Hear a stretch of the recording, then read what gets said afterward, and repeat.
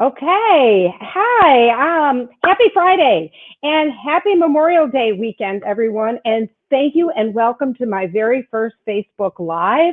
I'm going to be coming to you every Friday afternoon at noon and bringing you exciting guests. And we're going to answer questions and we're going to talk to you about what's going on in the world of real estate. But today I want to introduce Pamela Martin.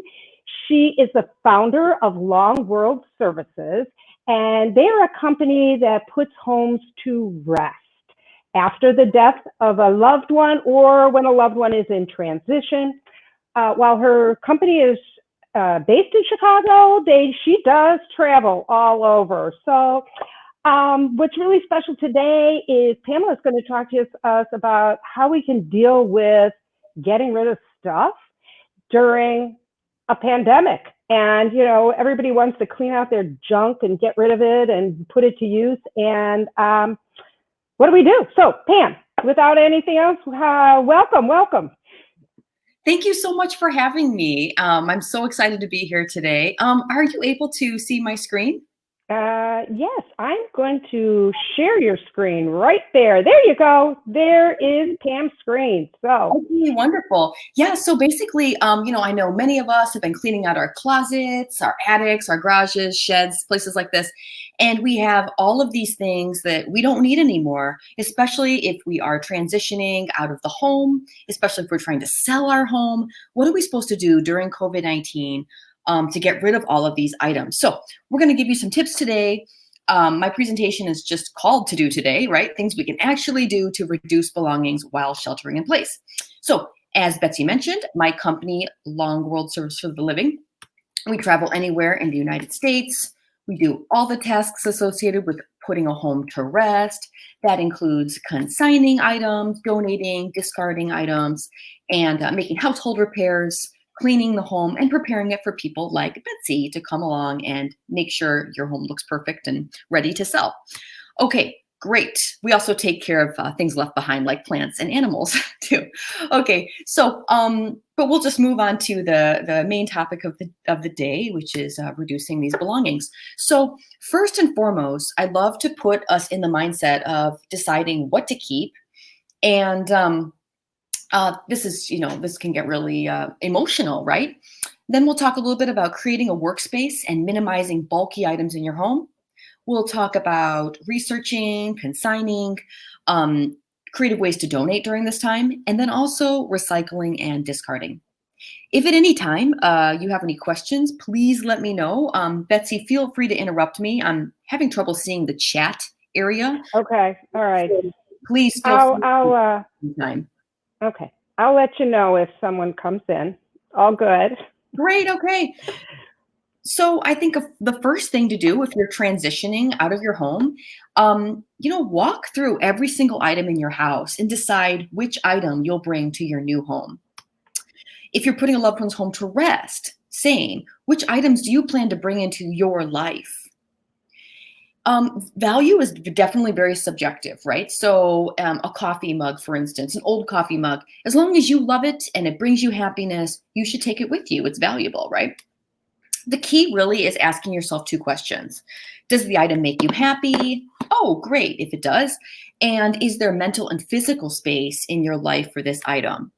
All right, now if you find yourself answering no to either of these questions, it's a great idea to stop and rethink things. Do you really want to transport belongings to your adult child's attic, for instance? Or if you're putting a loved one's home to rest, do you really want to take your lost loved one's items and put them in a storage space or your attic? I had a client once who had spent $25,000 on storage space. I mean, wow, what a waste of money, especially since she actually never went to the storage unit. It was too difficult for her. So saving a lot of time, money, and energy, I think, is really the goal here. We all know Marie Kondo, very famous organizer. In her book, she asks us why we keep objects we don't love. And I think in the United States, a lot of it has to do with guilt. Like we see, if our loved one passed away and we think to ourselves, oh, this was my dad's favorite painting, I should really keep it. And this word should, oh my goodness, it's almost like, it's like a chain, right? I think if we restructure sentences, remove this word should, we can get really into that what to give away mindset that we're really striving for. So instead of this was dad's favorite painting, I should keep it, we can say something like, this was dad's favorite painting, a unique person will love it. All right, great. So another wonderful book to read during a shelter in place time, if you haven't already, is The Gentle Art of Swedish Death Cleaning. It's great. This book is for people ages 30 to 100, according to the author. She says, give cherished things away with the wish that they end up with someone who will create new memories of their own. What a nice thought. All right. And then finally, Roz Chast writes in her book about downsizing with her parents. She came across many items in her parents' home that she did not want. And, she kept finding herself taking items. Finally, she realized, if you don't think your kids are going to want it, don't take it. Like she decided not to take her parents' china because she knew that her own children did not want it. So that was a really nice, easy piece of advice. All right, great. Moving right along here. We can talk a little bit about creating a workspace and minimizing the bulky items in our home. So again, we survey every room in the house and try to find one room that has the fewest items in it. If possible, you would have a completely blank room in which to create 4 piles: minimize, consign, donate, and discard, right? So if we can keep those 4 piles in different parts of the room, I think this is a great way to get organized. So we'll talk a little about how to minimize. All right, papers. Papers are bulky, they're ugly. The idea of transporting papers from your old home into your new home, probably fills you with dread, right? So why not scan these papers? At this time, we have plenty of time for scanning onto an external hard drive and possibly up to 2 secure cloud servers. I think that's a nice, safe way to go. TurboScan is a great app you can download from the iTunes store, and it also works on Android phones. And Everplans is a neat company in which you can upload all of your estate planning paperwork, even including your utility bill account numbers. And upon a medical emergency or your death, a specific deputy who you've determined will receive passwords to all of your accounts. It's just such a neat, thoughtful service, I think. This is also a great time to create an emergency folder. I have what I call a call everyone folder. I use this. I have the deed to my house in here, my cars. I have my passport photo, a photocopy of that, photocopy of my credit card, my debit card, something that I can grab if there's ever an emergency and I need to run. Okay, so this is a great thing to put together right now during shelter in place. All right. And then finally, what do you do with all those leftover papers once you have scanned them? You can go to Staples, which is operating during shelter in place time, and shred these for $1 per pound. Oh, great. Goodbye papers, right? Another really bulky item, quarters, pennies, dimes, nickels. I find coins in people's homes all the time. I had one client with $6,000 in coins. Oh my goodness. We're not even talking about fancy coins. We're talking about pennies, dimes, nickels, quarters, right? So if you find that you have a great deal of coins, change just sitting around your house, take a trip to Coinstar at Jewel. All the Jewels in the city of Chicago have a Coinstar machine inside them, and they operate about a 12% service fee. I think that's a pretty decent price for, they wrap all the coins for you, and then you can turn them into cash. All right, photos. Oh my goodness, photos take up so much space. If we encounter a photo box like this during shelter in place time while you're downsizing, my advice is to put it aside. Don't look in the box. If you look in the box, you'll go down memory lane. Your downsizing journey will be, cut short for the day, and you'll probably spend the day looking at photos and thinking about your life. Now, of course, that's a wonderful thing to do, but maybe wait until you're finished with your downsizing process to look through these photos. If you're not feeling sentimental, perhaps you could ship the box away to a company like Legacy Box. Legacy Box will digitize your photos for you, along with your VHS tapes, with your Super 8 movies. They make everything into a nice, clean little CDR and USB for you. Many of my North Shore friends have been talking about their children home from, high school, home from college.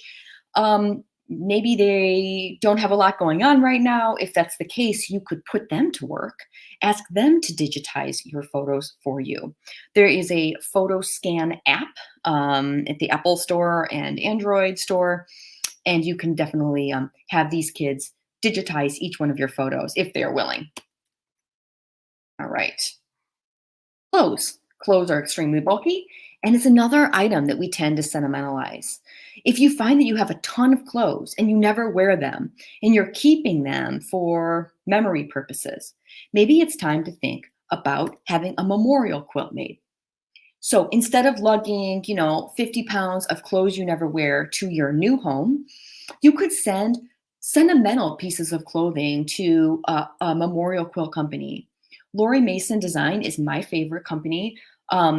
Basically, you ship, your favorite suit from 1980s when you started your law career, or the first day you had when you were teaching. Whatever you're keeping for whatever reason, perhaps a sports uniform or band, concert T-shirts, anything like this that you don't actually wear that you'd like to keep. She can turn into a blanket for you. And now you have one blanket to take with you to your new home instead of, 50 pounds of clothes. All right. We can also make a poster of any kind of collection. One of my colleagues had a client with like 50 teapots, right? And she said, let's make a poster of your collection of teapots because you can't transport all your teapots to your new senior living facility. And she did. She made a really beautiful poster, and the client was really happy. Okay, this is also a great time to take a look at your silver plate or sterling silver collection. So this is an interesting topic. Basically, anyone 60 and over, I feel, typically will have a silver or a silver plate collection. It's just what happened. You received this for wedding presents. Now, unfortunately, most people I encounter have a silver plate collection, which is actually not valuable. I have this little chart here. I also have a handout. I'd be happy to email you with all of this information, including all the businesses I've spoken about so far.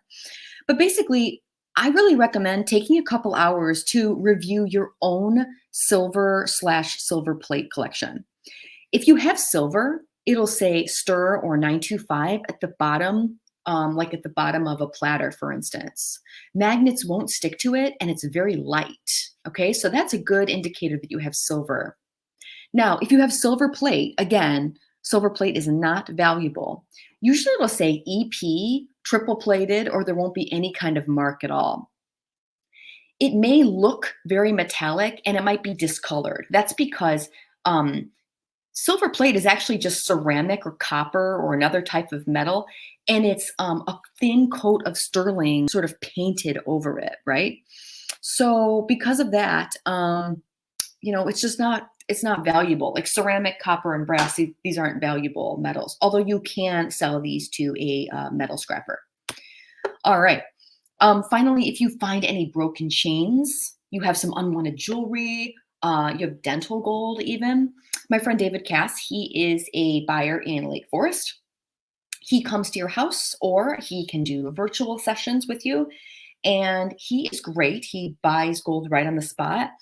And like I said, I feel like everyone has a baggie of broken, gold chains from Kohl's and JCPenney and, just kind of these sort of, I don't know, these presents from different holidays throughout the years, and they never wear these anymore. Well, why not sell them to someone like David who can, just exchange them? You can get cash for them. Nice and easy. His phone number is on my handout as well. Okay, if you're cleaning out your closet and you find a loved one's remains, every home I close has either a pet's remains or a loved one's remains in a closet or in the basement somewhere. When that happens, I I use Eternity Gardens. I tell the family to find a final resting place for the urn, and they're always happy to get that urn out of the house and maybe where it belongs. Okay, Betsy, how am I doing? Are there any questions so far?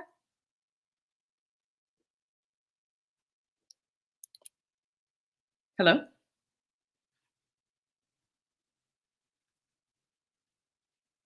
Hold on. Can you hear me now? Sorry. Yeah, No questions so far, but we can just keep on going for a few more minutes.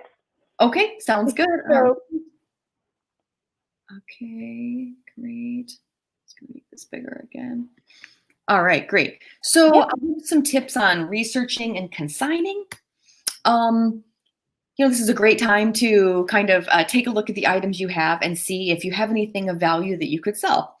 But I like to start off with kind of the bad news, which is that everything depreciates, unfortunately.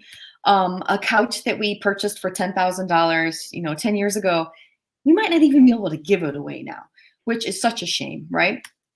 But I do think that a great way to investigate prices of things is to go on eBay and simply, type in the item that you have into the search bar. And then before you hit enter, scroll all the way down the left side of eBay because you want to take a look at the sold price instead of the listed price. So we see here that this Hummel, this person's trying to sell it for $75.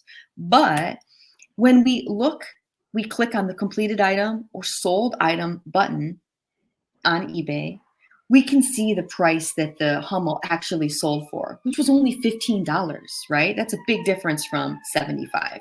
So when we're researching items that we think people would like to purchase, make sure to take a look at the sold prices instead of the listed prices. All right. This is this really has to do with just scarcity and demand, right?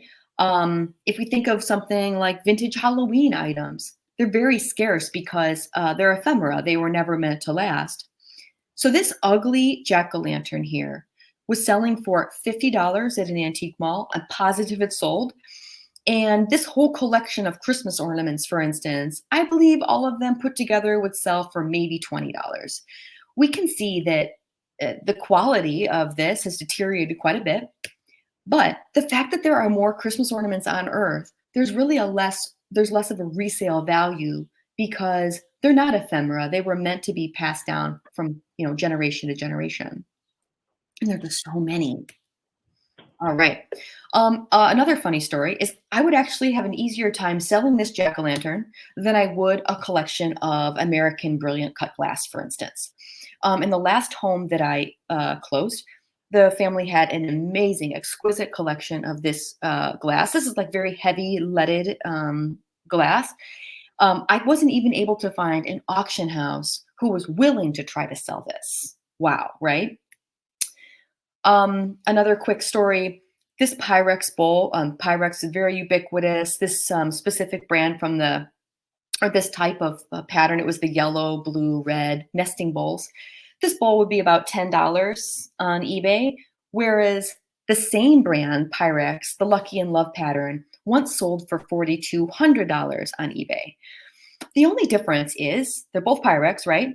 But the difference is this yellow bowl, there are thousands and thousands and thousands on Earth, whereas the Lucky and Love pattern was only around for a short amount of time. So this is a very, it's a very rare pattern, which is why someone was able to get $4,200 for it. So in our really fast-paced culture right now, Generation X people and millennials really don't buy as much furniture. Some of them refuse to buy a house. Some of them simply want to, rent forever and spend their money instead going on vacations. So there are still things, though, that millennials and Generation X people will buy. I made a little list here, and this list is also on a handout that I'm really happy to share with anybody.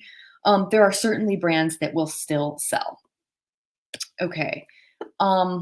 More bad news, unfortunately. Hey, Betsy, have you ever heard of something called in between era furniture? No. Okay, so maybe as a realtor though, you've seen this. It's also called like big brown furniture. It looks like this, like these big dressers and desks. Have you ever seen this kind of stuff?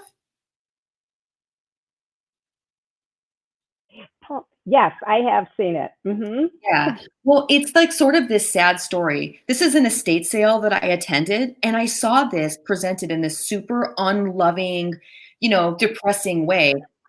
We can see that nobody wanted this. Like, look how it's treated like garbage, right? But I think that sometimes, when I'm working with families, they say, "Hey, can you sell this for me?" And I say, "No, I can't." And that's because it's not scarce and it's not desirable, right? Like, especially when we have all these millennials and Generation X people buying this like very clean, crisp, IKEA kind of stuff, which maybe isn't our favorite thing in the world, but that's what they're buying. They don't want the big brown furniture, right? We at Long World find this furniture all the time, and we are so sad when we have to tell our clients that we can't even donate their china cabinets or entertainment centers. Instead, we often need to disassemble and discard them. Oh my gosh, how sad. Good news though, if you have Amish or Shaker furniture, arts and crafts furniture, Art Nouveau, Art Deco, mid-century modern, or minimalist furniture, you could definitely consign this and get some good money for it. I call this just sort of timeless furniture. Mid-century modern recently became popular again the last 10, 15 years, but everything else on this list has been consistently popular and sells very, very well. Okay. This is also on your handout. Okay, great. If you are sitting around at home and you have an art collection and you're looking to sell some of this art, these 4 websites are great places to research your art and to see if someone would be willing to buy it from you. If you find something that's about $1,000 or more, you may want to hire a professional appraiser who can meet with you on FaceTime or virtually on Zoom. If you have a record collection, there's a potential for money there. You could have your college students go to a record website called Discogs, and you have your kids, have your kids type or scan the barcode on the record into Discogs, and then you can cross-reference the price that comes up with eBay. Scarce titles in high demand, you can get quite a bit of money for specific records.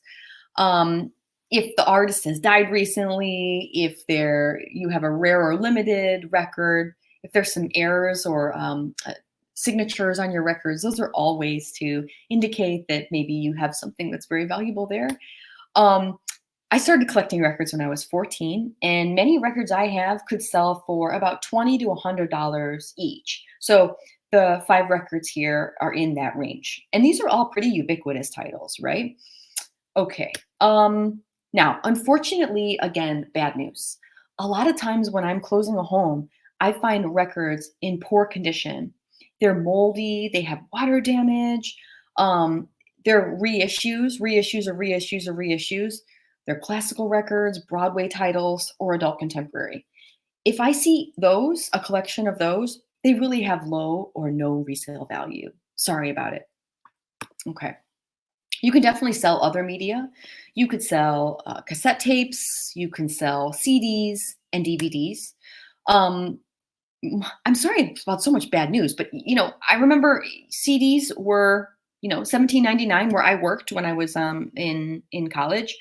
I worked at a record store, and the CDs were very expensive. Now you could get about $1 for a used CD. It's something. It's better than throwing it in the garbage, right? Cassette tapes are really trendy right now. Cassette tapes actually have a longer shelf life than CDs, which is sort of surprising, right? You can sell DVDs, but not VHS tapes. And in order to sell records, DVDs, cassette tapes, you'll have to wait until after COVID-19 restrictions are lifted. But Reckless Records is a great place in the city that will buy these items from you. All right. You could also sell large coffee table books, first edition books. Um, Again, after COVID-19, we have Myopic Books in the city. They pay great prices for coffee table books and for first editions. Um, Powell's Books in Hyde Park also pays great prices. And if you just would like to get rid of everything, if you find you have a lot of just like paperback novels and books that aren't worth much, you would just drop into Half Price Books and sell them there. Half Price Books, of course, is going to give you the least amount of money for your items, where Myopic is going to give you the most money. Okay. All right. If you find that you have a wedding dress in your closet when you were cleaning everything out, you could send it off to Brides for a Cause, which is a charity that helps, women in living in poverty. And Motherhood Closet is a great place to consign maternity clothes that you no longer plan to wear. And then finally, the last piece of consignment advice I have is the Real Real. Many of you on the North Shore with, great designer bags, shoes, and clothes. But if you're not wearing them anymore, why keep them? I have a Real Real consultant who works specifically with Chicago people. She will do a virtual session with you, tell you which shoes will sell well on Real Real and which bags and clothes. She sends you a free shipping label. You simply put your items in a box and ship them off to the Real Real, and they put everything online for you and sell it for you. It's actually quite an attractive consignment agreement too. All right, you can definitely sell your tools anytime. Craftsman or USA Tools sell the best. All right. So Betsy, any questions or anything so far? No, not so far. Okay. This is our first one, so we're gonna, we'll get a bigger audience soon. Oh, okay. Go ahead. This is really interesting. I'm picking up a lot of good tips, and I got my kids. I got one of my kids. I got a big idea for them, and I got some boxes in the basement. So we'll be getting started on that soon. Oh, that's wonderful. Okay. I love you have a kid at home. So many of my North Shore parent friends tell me that, oh my goodness, my kids are playing video games all the time. And I say, hey, this is the time to put these. This is the time. This is the time. Right.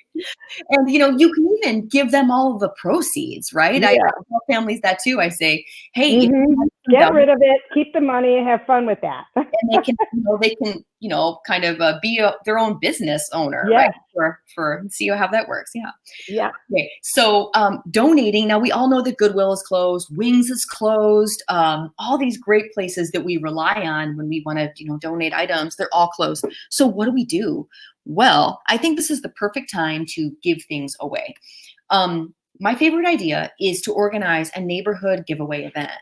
And this would look like, you just would need to call your neighbors, call all the people you care about, put an ad on Nextdoor, see if everybody would agree to put their items they don't want, these old sports equipment, dishes, books, games, all this kind of stuff. Have them put their items they don't want at the end of their driveway.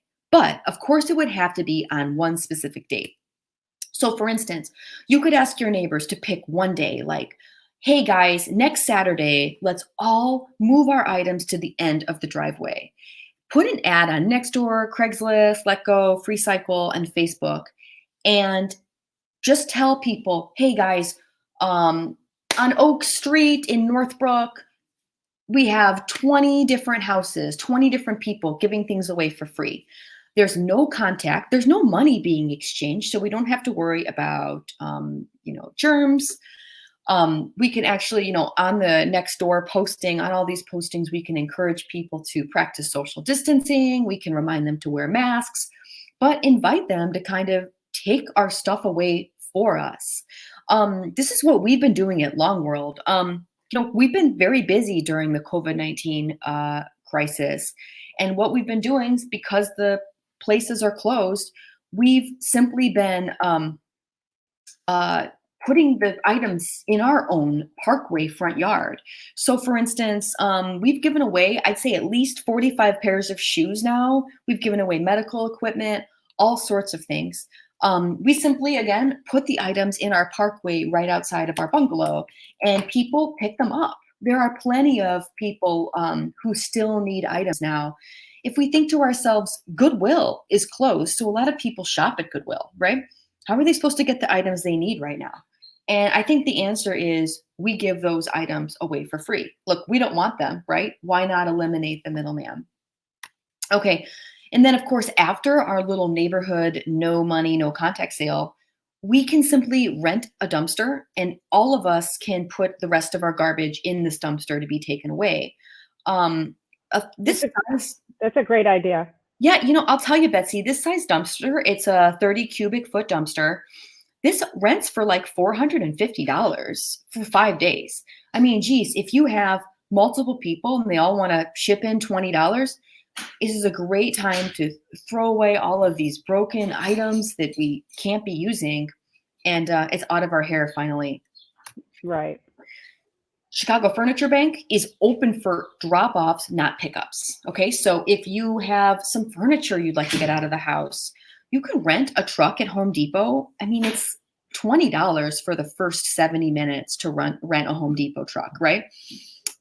It's actually, I mean, it's a hike, 4800 West Roosevelt. That's in the South Side, so it's a little bit of a hike. But if you really want that furniture out of your house, this is a great time to do it. Giving your items to small businesses, I think, especially during this time when a lot of small businesses are, short on cash, any kind of office supplies, computers, printers you're not using, I think small businesses would be really thankful for that kind of donation. Of course, food banks. We know that Betsy, you're quite involved with the food bank in Northbrook. Is that right? Yes, I'm running a fundraiser right now, and for lawns, you buy a lawn size, and 100% of the proceeds go to feed the families here in Wheeling Township. So it's really important that, sort of the hype is over, but, people are still, they're not back to work, and they really still need a lot of food. So thank you for mentioning that, Pam. Such a good point, right? That's the thing. When hype ends, we still have the exact same problem, right? Right.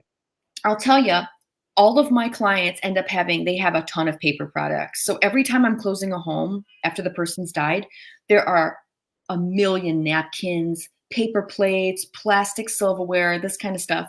This is a great time to drop all of those items off at a food bank, in addition to the canned goods that you're not going to be taking with you to your new home or that you won't be using at all, right? It's a great time to get rid of those.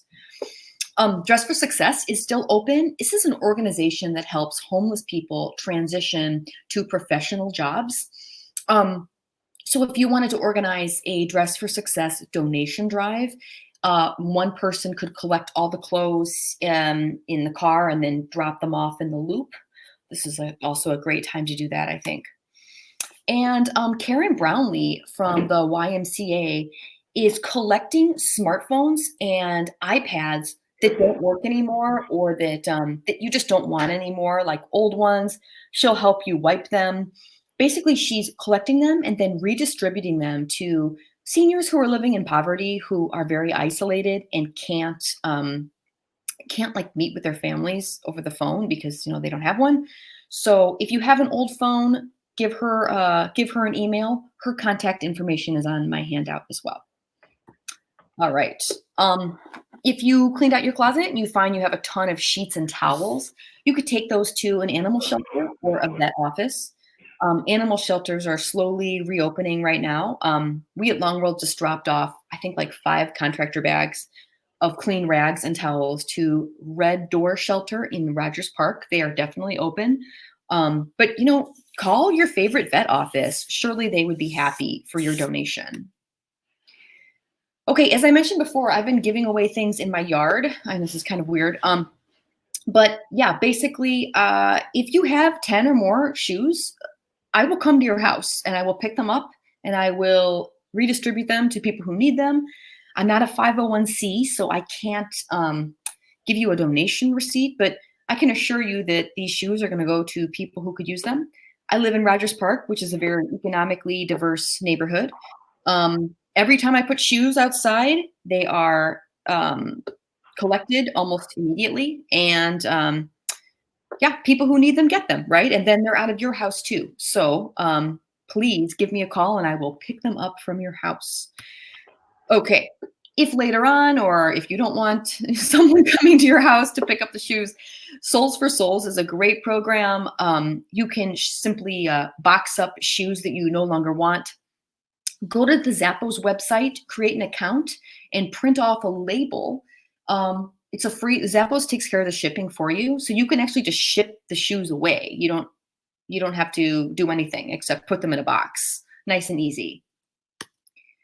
Okay, I'm gonna skip this for now. Ba, ba, ba, ba, ba. Now, after COVID-19 restrictions are lifted, my favorite piece of advice is having a downsizing party. Now, we can all have an estate sale, sure, but if you're feeling emotional about getting rid of your things to complete strangers, um, why not have a party instead? I read about a couple in DC. They were 75. They had all of their friends and family come over for brunch. They gave them all a champagne glass. They had, mimosas. They had their guests walk around the house and choose things that they wanted to keep. Everything was free. There was no money that exchanged hands. But the elderly, the 75-year-old couple, they were able to sort of rest assured knowing that their loved ones received all of their beautiful things. No, it's just such a nice story, I thought. That is a great idea. And because really, the seniors that I work with, people really want to know that somebody just, it's not about the money, it's about just sharing, and people want to know that somebody likes their stuff too. Betsy, it's So that's true. beautiful. That's really a nice idea. Love it. And isn't it funny that, at the end of the day, how much money do we really make at an estate sale? Like Right. the whole thing, I mean, I've one of my jobs at Long World is talking people out of having an estate sale. Because it's just really never cost effective. What I Right. think the best thing to do is to go around your home, find 10 things that you can auction, and simply just transport those items to an auction and Yeah. get the same amount of money you would for the entire estate sale. Yeah. Okay. All right. And then just a couple more seconds here. We have some tips on recycling and discarding. So there is a metal recycler named Alan Mesh. He will come to your house and he will take all of your metal and your obsolete electronics. Okay. That's if you have 1,000 pounds or more. Now, if you don't have 1,000 pounds, but you have an old computer that is broken, he will come to your house and get the computer and take everything else while he's there. He is running a program called A Computer for Every Child, in which he's trying to give refurbished computers to Chicago public school kids who are learning from home right now, right? So if you have a ton of metal, obsolete electronics, Alan Mesh will come and pick them up for you. I have his contact info on my handout too. Okay, and then Alan Mesh, like I mentioned, he'll come till June 1st, okay? Now after that, electronics recycling, free electronics recycling is available at Best Buy until when they open. You can drop off old obsolete electronics and Best Buy will get them for you and they'll recycle them for you. Now, like I mentioned, Alan, when he picks up these computers, you don't even have to have all the parts. Say you're missing the charge cord or you're missing, anything. He doesn't care. He just likes to have, he can replace any broken parts and refurbish the computer. He also will wipe it for you. Okay, don't tell anybody I told you this, but the chemical recycling plant is open in Naperville. So if you want to drive out there, they will recycle all of your chemicals. They are open from 9 to 2, Saturdays and Sundays. So this is big top secret information. It's funny, all the other chemical recycling places in Illinois seem to be closed right now, but this one I found. All right, paint. You can get rid of old paint. In Chicago, you just throw it in the garbage, no problem. Yeah, it has to be dry though. So take your old paint, put it outside, pop off the tops, wait a week for it to dry, and then simply toss it out with your regular trash pickup. If you can't look at it one more day, you can grab some kitty litter and put kitty litter inside the paint cans, and that will dry up the paint, and then you can throw it away in the garbage. If you found some expired prescriptions, you can drop these off at any police station in the United States. Home Depot recycles light bulbs for you. And TerraCycle.com is a great place to find where to recycle odd items like toothbrushes, these kind of like items that you can't actually put in the recycling. It's a nice website. And then Earth 911 is a great website to go to for difficult to recycle items as well. Okay, so if you're looking for more information, I have plenty of do-it-yourself videos on my website. And remember, you can call me for a shoe pickup anytime from now until June 1st.